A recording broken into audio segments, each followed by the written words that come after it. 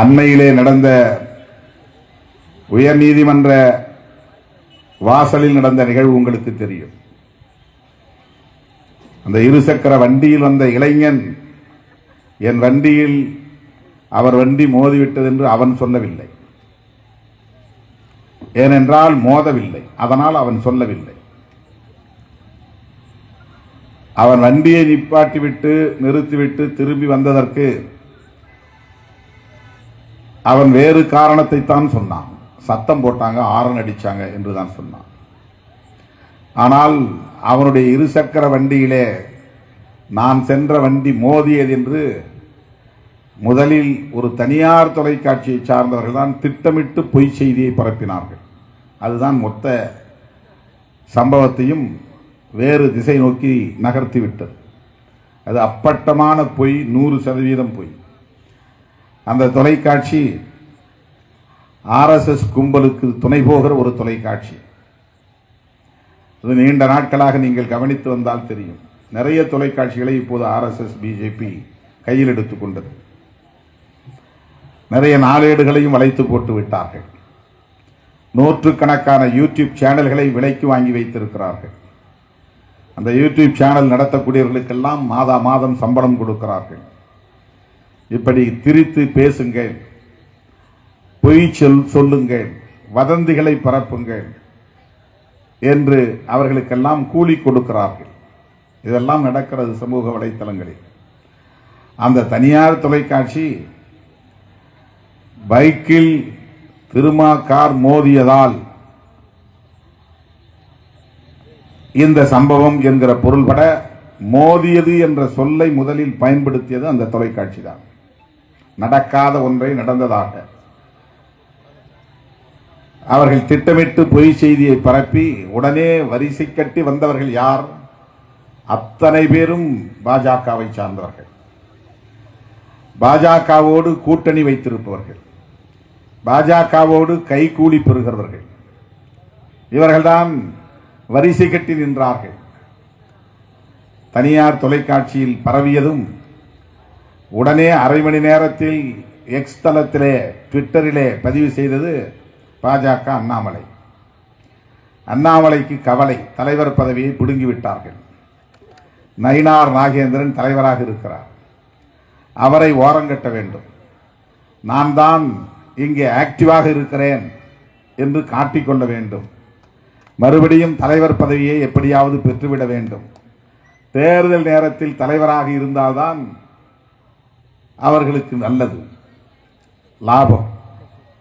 ஆகவே அந்த இடத்தை பிடிக்க வேண்டும் என்பதற்காகவே முந்திரி கொட்டைத்தனமாக எல்லாவற்றிலும் முந்திக்கொண்டு பேசுவது, பரப்புவது, பொய் சொல்லுவது. அதில் வேற நான் IPS படித்தவன் என்று பீற்றிக் கொள்வது. IPS படிக்கிறவன் எல்லாம் இப்படி பொய் தான் சொல்லுவான், அந்த பொய்யையும் அடித்து சொல்லுவான், வம்புகளை வலிந்து இழுப்பான் என்று சொல்லுவது போல் அது இருக்கிறது. அவர் இன்வெஸ்டிகேஷன் முடிஞ்ச பிறகுதான ஒரு விஷயத்தை கன்ஃபார்ம் பண்ணணும். ஒரு போலீஸ் அதிகாரிக்கு இந்த அடிப்படை அறிவு கூட இல்லையா? ஏனென்றால் அரசியல் அப்படி அவர்களை ஆட்டி படைக்கிறது. எந்த ஒரு குற்றம் நிகழ்ந்தாலும் போலீஸ் இன்வெஸ்டிகேஷன், புலனாய்வு நடந்து நீ முதல் தகவல் அறிக்கையிலே என்ன சொன்னாலும் அப்படியே அதை பதிவு செய்வார்கள். அது ஃபர்ஸ்ட் இன்ஃபர்மேஷன் ரிப்போர்ட். அதில் சொன்னதில் அப்படியே போலீஸ் ஏற்றுக்காது, ஜுடிஷியரியும் ஏற்றுக்காது, நீதிமன்றமும் ஏற்றுக்கொள்ளாது. முதல் தகவல் அறிக்கையில் இது என்ன வேண்டுமானாலும் எழுதலாம், சொல்லலாம். அவன் அப்படியே அதை வாங்கி இது முதல் தகவல் அறிக்கைன்னு பதிவு பண்ணுவான். அவ்வளவுதான். எது உண்மை அப்படின்னு கண்டறியறதுக்கு இன்வெஸ்டிகேஷன், அதாவது புலனாய்வு செய்யணும், அதுக்கு ஆதாரங்கள் தேடணும், சாட்சியங்களை தேடணும், சான்றுகளை தேடணும், அப்படியே ப்ரிப்பரேஷன் என்னங்கிறத பார்க்கணும், அதில் கிரிமினல் இன்டென்ஷன் இருக்கா, குற்ற நோக்கம் இருக்கான்னு பார்க்கணும். இதெல்லாம் உறுதிப்படுத்தினால்தான் அது குற்றம் என்று நீதிமன்றத்திலே போய் தாக்கல் செய்ய வேண்டும். ஆனால் அது நடந்த அரை மணி நேரத்தில் எந்த இன்வெஸ்டிகேஷன் நடக்கல, திருமா கார் மோதியதுன்னு ஒரு முடிவெடுத்து பொய் செய்தியை பரப்புகிறார்கள். அந்த பையன் அதை சொல்லவே இல்லை. பரப்பியது ஒரு தனியார் தொலைக்காட்சி, அது பிஜேபிக்கு துணை போகிற ஒரு தொலைக்காட்சி. அந்த தொலைக்காட்சி நீண்ட காலமாக ஆர்எஸ்எஸ் பிஜேபிக்கு தொண்டு செய்கிற ஒரு தொலைக்காட்சி என்பதை நீங்கள் பார்த்தால் தெரியும். திட்டமிட்டு பரப்புகிறார்கள். அடுத்து அண்ணாமலை பிஜேபி, அடுத்து எச் ராஜா. நீங்கள்லாம் அதை எச் ராஜான்னு எச் ராஜா தான். ஏன்னா அவர் பிறப்பால் மனுஷன், உயர்ந்த மனுஷன். ஆனா அவருடைய புத்தி ரொம்ப அற்ப புத்தி, ரொம்ப ரொம்ப ரொம்ப அற்ப புத்தி. இப்போ ஒரு ஒட்டு மீசை வச்சுக்கிட்டு சினிமாவில் போய் நடிக்கிறார். அவருக்கு பெருசா மீசை வைக்கணும்னு ஆசை வந்துருச்சு. மாவீரன்னு காட்டிக்கிறதுக்கு படத்திலேயாவது காட்டலான்னு ஒரு முயற்சி எடுக்கிறார் அவரு பிஜேபி. அதுக்கடுத்து கஸ்தூரி, அது பிஜேபி. அதுக்கப்புறம் வரிசையா நீங்க பார்த்தா எல்லாம் பிஜேபி காரனா வரும். நம்ம இந்த பிரச்சனையில எப்படி பரப்புறான் பாருங்க. விடுதலை சிறுத்தைகளை ரவுடிகளாகவும் குண்டர்களாகவும் காட்டணும்.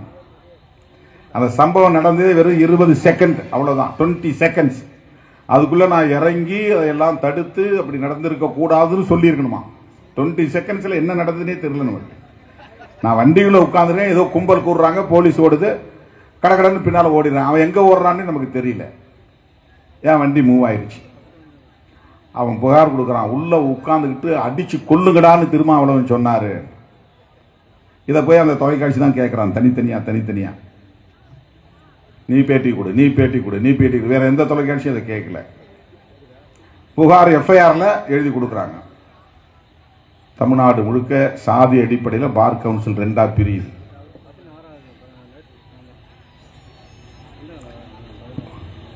பாமகவில் ஒரு ஆள் இருக்கிறார், வக்கீல். அவரு பெரிய சிறந்த வழக்கறிஞர், ரொம்ப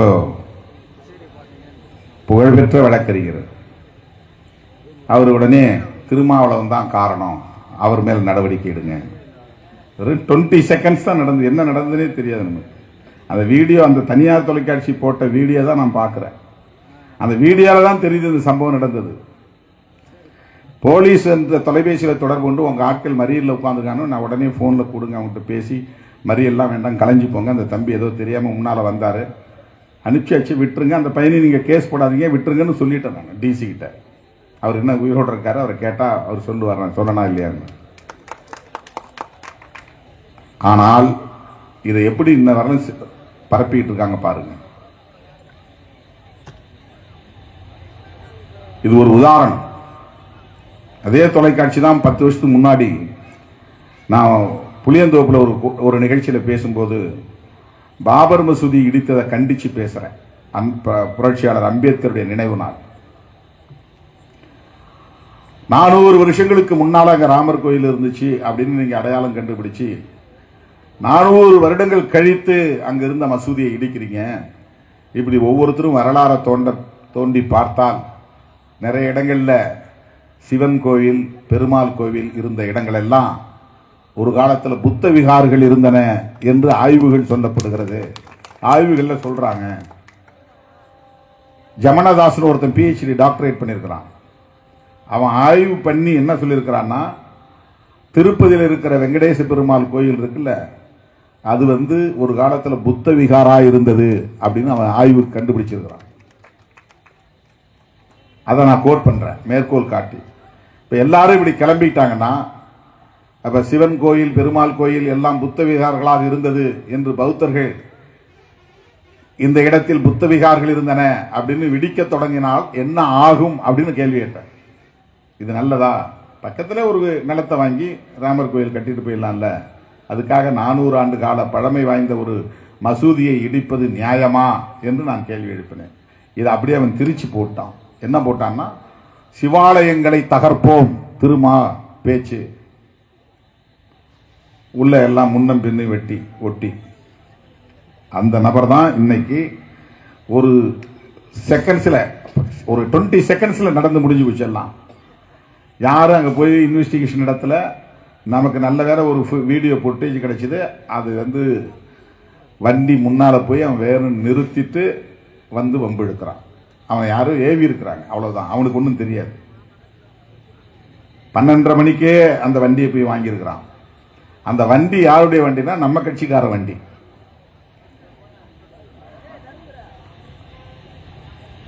பேங்குக்கு போகணும், ஜெராக்ஸ் எடுக்கணும்னு ஏதோ ஒரு காரணம் சொல்லி 12:30 மணிக்கு வாங்கியிருக்கிறான் வண்டியை.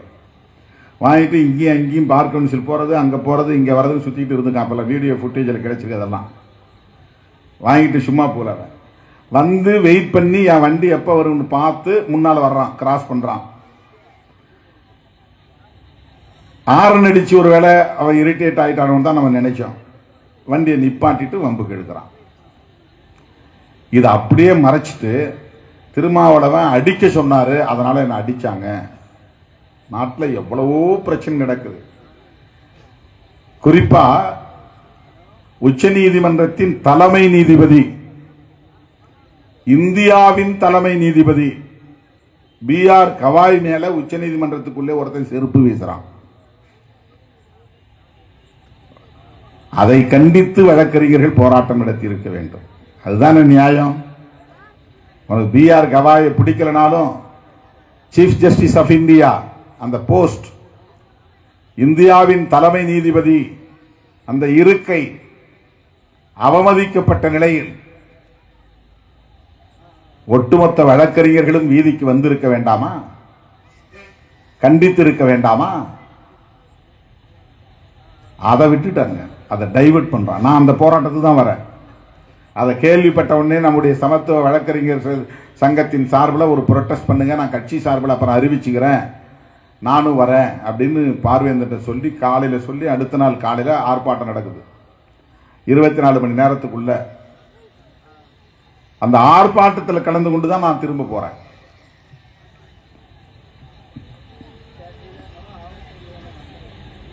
B.R. கவாய் மீது செருப்பு வீசிய சம்பவத்தில் கண்டனம் கூட தெரிவிக்காத வழக்கறிஞர்கள் தமிழ்நாடு முழுக்க சாதி அடிப்படையிலே பிரிந்து நின்று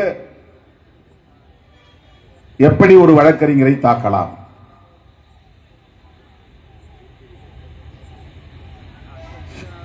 அந்த வழக்கறிஞர் ஏற்கனவே ஆலந்தூர் வழக்கறிஞர் சங்கத்திலிருந்து டிஸ்மிஸ் செய்யப்பட்டவர், அவருடைய நடத்தை சரியில்லைன்னு. தமிழ்நாடு பார் கவுன்சிலிருந்து டெர்மினேட் செய்யப்பட்டவர். அதுக்கு பிறகு இப்பதான் அண்மையில திரும்ப சேர்த்திருக்கிறாங்க. ஒரு நொட்டோரியஸ்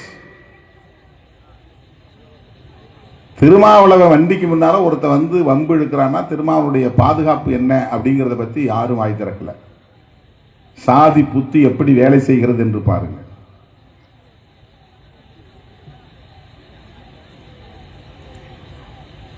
இருபது செகண்ட்ல என்ன பண்ண முடியும்? நான் வண்டிக்குள்ள உட்கார்ந்து தலையை தோட்டிட்டு இருக்கிறேன். நான் பேசினேன், வேர்த்துக்கு வச்சு வேர்த்துட்டு நான் என்ன ஏதுன்னு கூட பார்க்கல.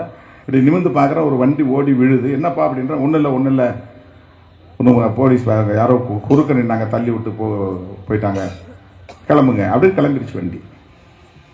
ஒரு 2 மணி நேரம் கழிச்சு தான் தெரியுது அந்த தனியார் தொலைக்காட்சி இந்த மாதிரி ஒரு செய்தியை போடுறது.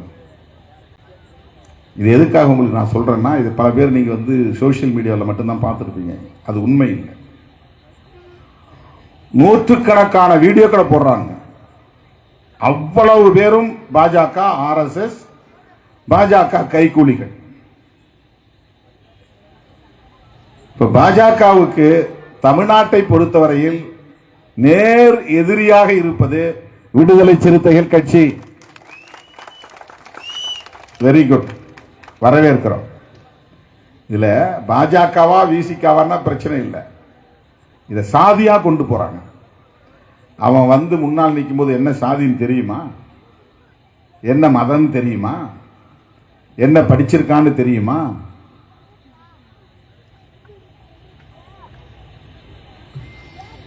ஆனா எப்படி பரப்புகிறார்கள்?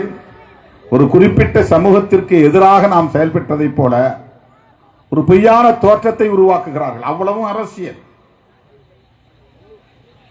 இதன் மூலம் திமுகவுக்கும் விசிகாவுக்கும் ஒரு உரசல் ஏற்பட வேண்டும், அதுதான் நோக்கம்.